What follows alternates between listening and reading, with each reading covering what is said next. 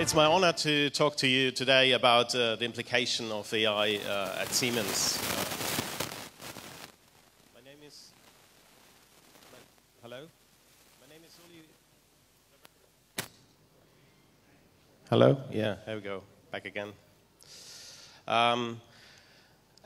As we see, I'm working at Siemens Corporate Research, leading the AI efforts, AI and machine learning efforts. And as Vietnam has pushed towards and seen AI as one of the key technologies towards the country and towards the business, so has Siemens as well.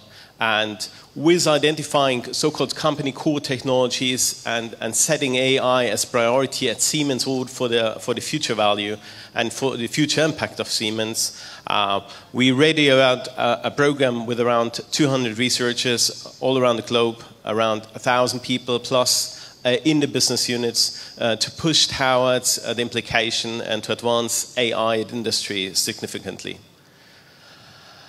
When we talk about AI on an industry sector, especially at Siemens, we are talking about setting the basis, such as we do for VinFast, for instance, as you know, the first Vietnam car producer using PLM software, using digital software to enable and unlock the future potential of AI.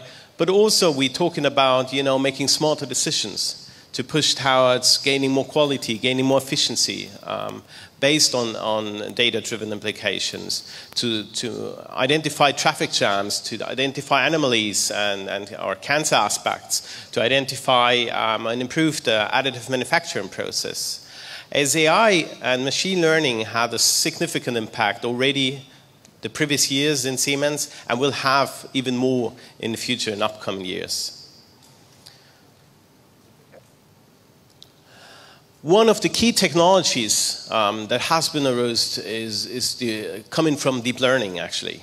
Coming from a competence within the field of AI, it's called machine learning. Within the field of machine learning, deep learning has quite an impact, actually, on business and also on the value process. And though deep learning is a one-trick pony, right?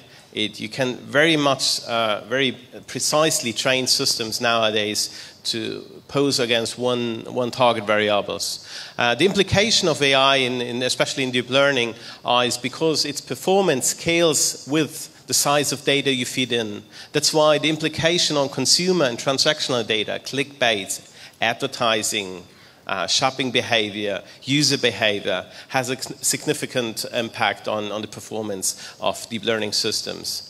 Though we see in industry, especially starting industry and engaging very early in machine learning systems, will have not yet the data being available towards, to gain from the efficiency of deep learning systems. As most of the industry aspects who kick-started end up at the lower back here on machine learning systems.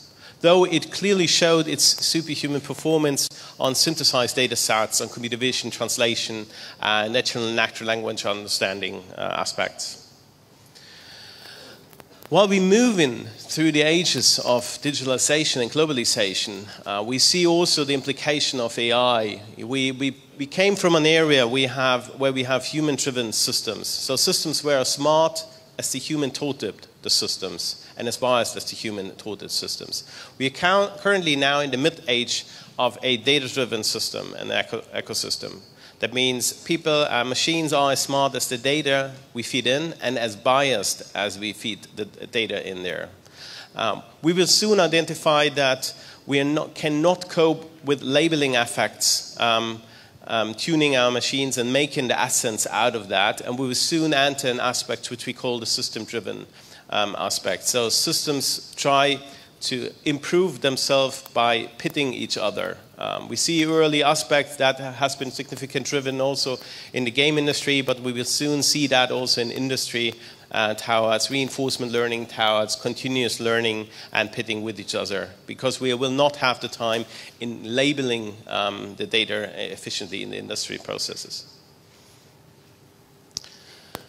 But when we do about research, and we've seen that AI research and AI productivizing in the industry has been significantly moved closer. and the speed of proof of concepts towards the implication of prototypes, towards the implication of scalable models have been significantly reduced due to the open source footprints and various layers.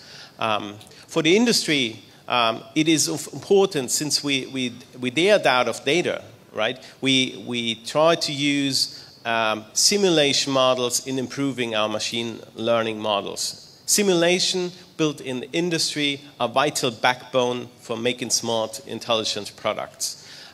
Our notion is called the digital twin, that meaning that we connect the production, the product, and the performance of the individual and the full life cycle of industries together in order to improve the processes, in order to improve efficiency, but also in order to improve machine learning-based models.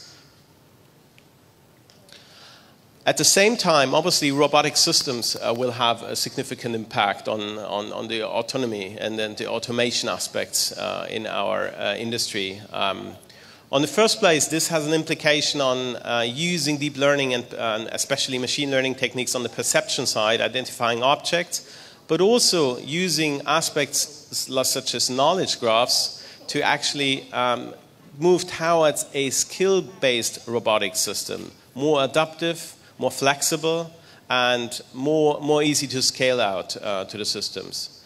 This goes along with the implication and computation need, which is needed and will be needed on edge level, on the industry level. Not everything will be set on cloud, but computation needs to be beared also on the edge and device level. That's why we launched the neural processing unit as one of the aspects where a neural computation is directly attached towards the control unit.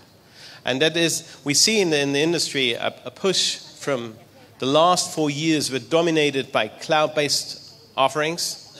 The next 4 years will be targeted towards edge-based systems. So we will push the semantics, we push the analytics, we push AI as close to the edge as possible.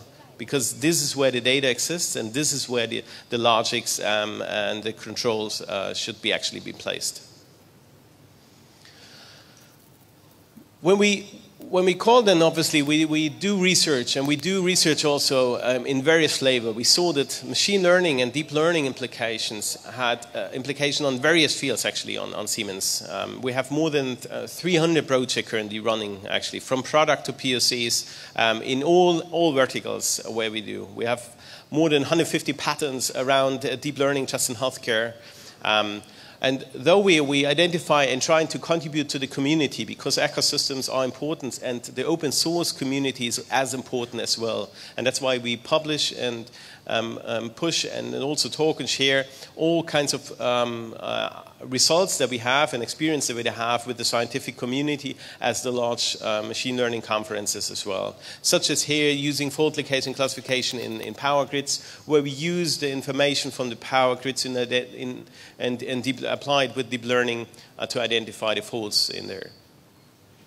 The same goes for natural language understanding, which is of vital importance. If you start towards AI, you start with the data. If you start with non-machine data, you end up at a high demand of digitizing actually data and natural language data. Parts of that we're using for deep learning for service and tender analysis. In order to extract vital aspects, in order to assess differences, in order to accelerate actually the tender process, which is quite big in the Siemens realm. On the other side, as the community and the researchers built the more bigger models actually in deep learning models, 150 million parameters to be optimized. These models end up in the cloud-based systems quite an intensive energy scale and also quite an intensive actually size, which is not doable and consumable on a device level. So we spend quite some efforts in how to compress, how to reduce large-scale deep learning models so they can run still in real time on top of the devices. This is a vital backbone if you want to enter the industry on the shop floor level.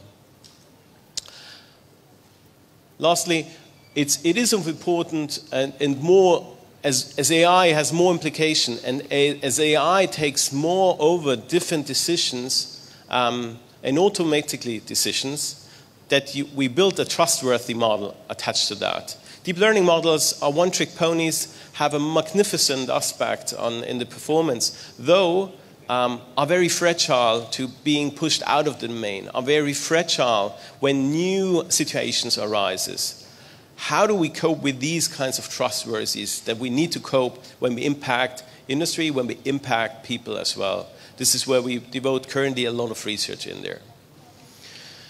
When we talk about the capabilities of AI, we developed a framework which differentiates between 3 main clusters and 7 different capabilities. All of our use case can be organized towards this framework, which is the transparent world, like large-scale monitoring, profiling, human augmentation, like knowledge provision or process automation, and machine autonomy, like autonomous control or automatic systems. I'll share a couple of thoughts in that.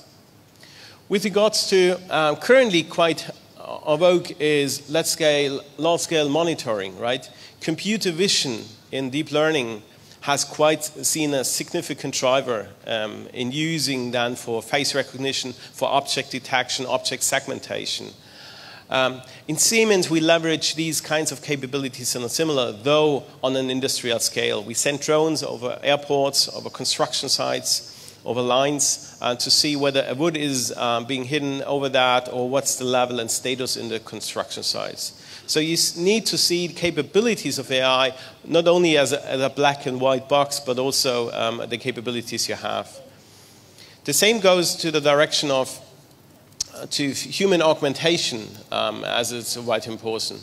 Though you can do, you may have seen these faces previously in the web, right? None of these faces exist for real. They are made up by neural networks, actually, by so-called neural network aspect, generative adversarial network, GANs called. And they were constructed just raw from the sources, raw from the pixel, from Gauss noise actually learned, and pitched down how would a human look like if we train these artificially, which is magnificent in one case, but what kind of value is that? In industry perspective, we're using these aspects, why not let an AI come up with design, right?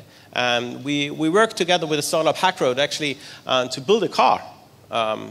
Automatically in the design proposals done by AI system machine learning, coming up with these design specs. Third, process support is obviously very important. So for Siemens, TIA and TIA Selection Portal is like the Amazon of industry, basically. So we're using machine learning techniques in order to recommend the best configuration. Different than a Amazon or a shopping portal where you have item-to-item comparison. Building up a shop line in a shop floor in industry is a bit more complex process than adding a sneaker to a T-shirt. Therefore, we elaborate towards and push that on productive and using machine learning technique called tensor factorization in order to recommend the optimal configuration while you configuring your plant. Vital importance, and it contributes to a save in time of 50%, more than 50%.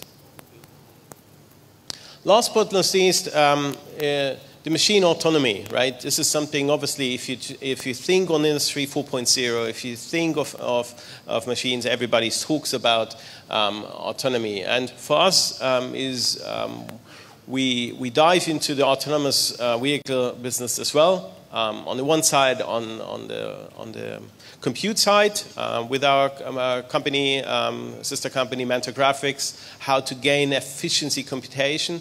On the second side, with our mobility department, in order to identify vital sensor needed for the streets. And it also showcasing a first, like this year, was the first presentation of the prototype of the tram in Berlin, navigating autonomously. Even though we have still quite a big road ahead, to be honest, running that in a productive scale.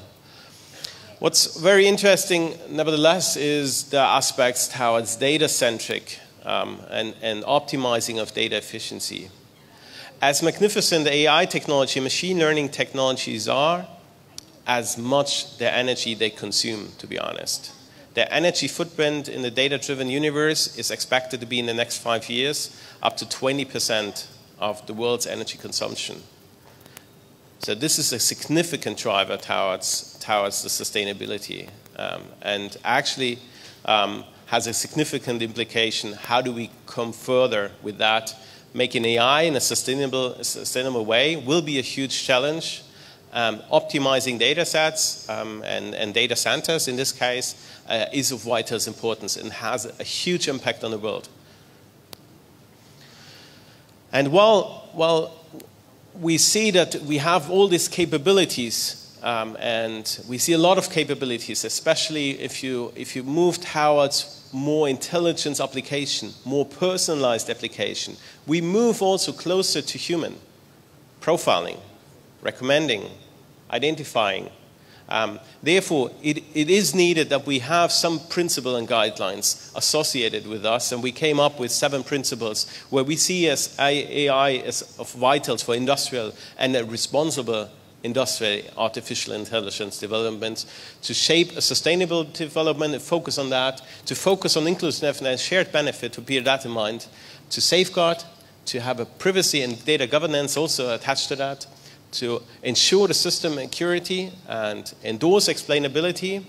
There is no unbias, right? There is no unbiased switch. Data is always biased and is always skeptical, and we need to be aware of that. We need to provide some kind of transparency, some kinds of explainability. And we need to promote accountability and liability in AI systems. I'm looking forward for engaging you all the day further, and I thank very much for being and sharing a couple of thoughts with you. Thanks. Thank you very much, Mr. Ulli Waltinger, for your information. Thank you. Xin cảm ơn ông với những thông tin rất thú vị vừa rồi.